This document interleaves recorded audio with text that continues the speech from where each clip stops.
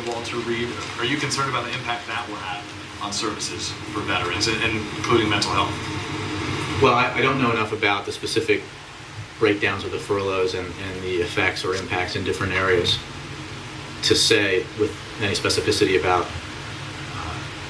what harm might be done. It is certainly the case that the furloughs caused by sequester are having effects across the country. Real consequences for real people. We've seen it in reports about the elimination in some cases of Meals on Wheels programs, or the sharp reduction in the provision of Meals on Wheels programs for seniors. We've seen it in the elimination of slots for Head Start children.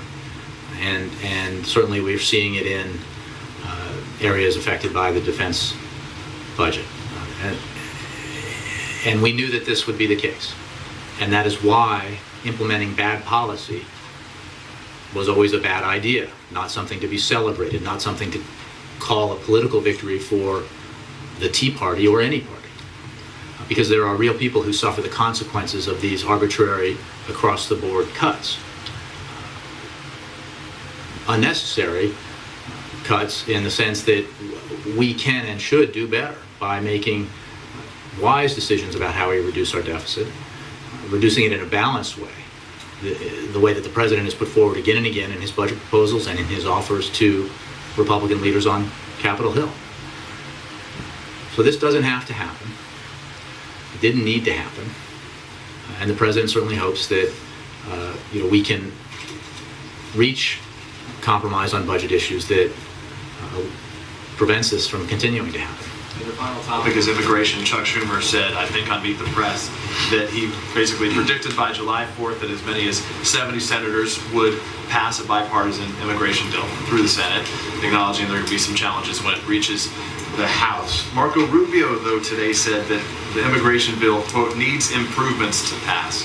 So I'm curious what improvements the president thinks need to be made to help this pass. I'd say a few things. One, the president continues to be encouraged by the progress being made in the Senate on comprehensive immigration reform. That process has now passed through committee, and we look forward to a robust debate and expect the legislation to move forward in a timely manner. As we have said, the Senate legislation may not contain every specific element we have called for, but it does represent an important step towards the broad principles the president has made clear need to be part of common sense immigration reform. And so we look forward to continuing to work with Congress as the bill moves forward. And we will continue to advance the president's priorities as part of that process. But that process is ongoing. A lot of work remains to be done. We believe that the bill that emerged from committee reflects the president's principles. And we believe that the bill that passes through the Senate with bipartisan support should and needs to reflect the president's principles, and we will be engaged in that process as it moves through the Senate and beyond. But I think it's important to note that there's a lot of work to be done here, and we've seen with a variety of issues over time that victory can be declared early, and this is real work because it's something that requires bipartisan, broad support. That support exists, the president believes, but it requires some elbow grease and some real grit and determination to get from here to completion. Mark. Jay, a minute ago you mentioned reductions in government travel costs. Mm-hmm. Is there any effort on the part of the president to reduce travel costs, his travel costs? Well, broadly speaking, the White House, as you know, has been affected by this sequester, and measures have been taken both to reduce costs here, as well as we've had to have furloughs in the White House office.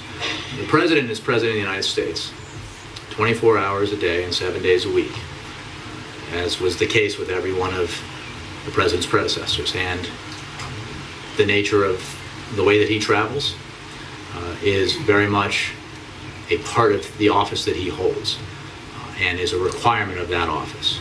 And he needs to be able to conduct his presidency in order to fulfill his obligation to the American people and the oath he took. So we are, in a variety of ways that I think OMB and others have spelled out, and we can get you more information on that if you'd like, taking action to reduce costs, to deal with the sequester, and some of that action includes furloughs. But I don't have anything more specific for you on that. Roger. Thank you. Later this week, the president meets with the president of China out in California.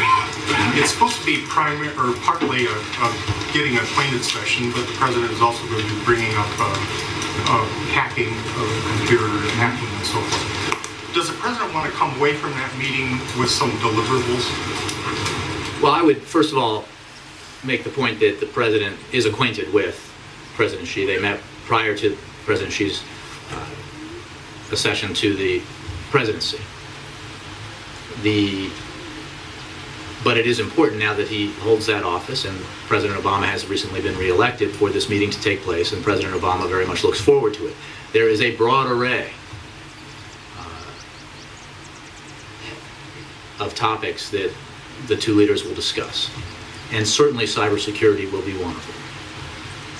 I would say that this is a discussion, and we're not trying to telegraph specific actions or so-called deliverables. The relationship that we have with China is broad and complex, and it is very important for these kinds of meetings to take place, for that relationship to be developed, for us to work on greater cooperation where we have been able to cooperate, find new areas to cooperate, and also confront directly those areas where we disagree. And that has been the approach of this administration in our relations with China from the time the president took office, and we believe it's the right approach. Mr. Donlan was over there.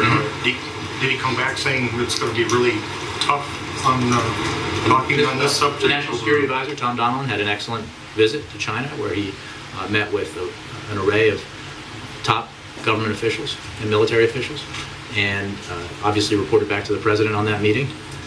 And the president's meeting with President Xi will build upon the meetings that National Security Advisor Donlan had. But again, I think that Mr. Donlan felt that his visit was a successful one. Mark. Thursday, is there a legislative tie-in to this visit other than calling attention to this curriculum? Is he going to be asking Congress to do something specific? What's the... I don't want to preview the event or the president's remarks more than I just did, except to say broadly that, yes, the president believes Congress should be focused on what the American people are focused on, which, again, I'm not going to preview specifics from the president's event or the remarks, but there are a variety of actions that we believe Congress ought to join us in moving on. You heard the president address some of those, I believe, in his weekly address, and there is ample room for bipartisan action on an agenda that would strengthen the middle class, provide it more security, and help it expand. And the middle class opportunity is the absolute cornerstone of our economy. And it has been the primary focus of the president's domestic policy since the day he took office. It's the primary focus of his economic and domestic agenda in his second term. And it's an important thing to remember that even as we deal with an array of issues here in Washington, that this is the thing, this is the set of issues that the American people broadly care most deeply about, because it affects their capacity to have and keep a job that can sustain a middle class life, their capacity to send their children to college, their capacity to take care of their mothers and fathers as they grow old. And the president is deeply concerned about and focused on the need to make the middle class more secure and to create more opportunity for the middle class. So that's why this event is taking place on Thursday. It's part of a series that he'll be engaged in. And he absolutely expects Congress to join him in taking action to assist and empower the middle class. And to that end, could you tell us if the shrinking of the deficit is making it harder for the president to get the bipartisan deal that he wants with Republicans in order to make all the investments that he talks about on these trips? You know, I mean, he's been searching for people to negotiate with him, but the deficit's coming down without either side doing anything. So is that having an effect? Well, let me take issue with that last sentence. Because the deficit is coming down as sharply as it has been. Because the President and Congress did do something. They took direct action in 2009 that prevented a catastrophic recession from becoming a depression. They took direct action to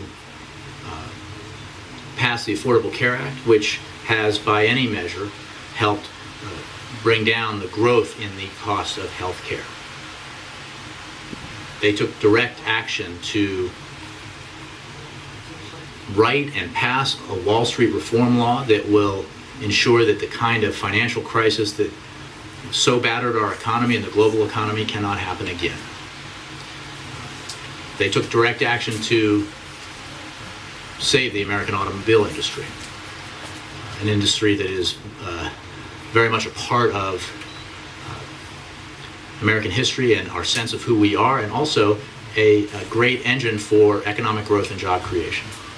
So let me be clear about that. But the President thinks we need to continue to take action to invest in our economy so it grows, to ensure that the jobs we need for the 21st century are created here, to ensure that we're taking action to enhance our energy independence, and to reduce our deficit in a responsible way, to continue to reduce our deficit in a responsible way. And he has had a number of conversations with Republican lawmakers about the need to find common ground on achieving just that.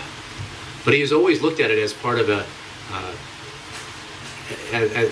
overall approach to economic policy that is focused first and foremost on economic growth and job creation. And as part of that project, responsible deficit reduction. So he believes that we can do that.